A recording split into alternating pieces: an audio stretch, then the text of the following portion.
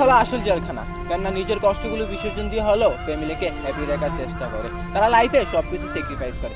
এরপরে কিছু লোক বলে প্রবাসীরা ভালো না, তারা ভালোবাসতে জানে না, তারা স্বার্থপর, তারা বেঈমান। আমি বলি তুমি তোমার ভাইকে ভালোবাসো, বুঝো, জানার চেষ্টা করো ওই মানুষটা কি কি স্যাক্রিফাইস করেছে। তাহলে একজন প্রবাসীর মন খুব সহজেই বুঝতে পারবা। তারা কখনো স্বার্থপর হয় না, তারা কখনো বেঈমানি করে না, বরং তারা বেঈমানি করতে বাধ্য হয়, কারণ তারা পরিস্থিতির শিকার।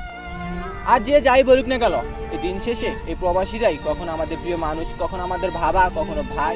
তাই তো ওপর আল্লাহর কাছে একটাই প্রার্থনা করি, ভালো থাকুক সকল প্রবাসীরা। আর বিশেষ করে আমার ভাই, আজকে প্রায় 3 বছরের কাছাকাছি আপনাকে দেখি না। যখনই আপনার কথা মনে পড়ে তখনই ছুটে যায় অতীতের দিনগুলিতে। এই তো কিছুদিন আগে মাছে মাথা নিয়ে ঝগড়া, ঘুমানোর সময় কে মশারি লাগাবে, আজকে খাটে ডান পাশে আমি, কালকে আপনি, একসাথে ব্যাডমিন্টন খেলা, আরো কত কিছু। আই রিয়েলি মিস ইউ ভাইয়া, খুব মিস করি আপনাকে।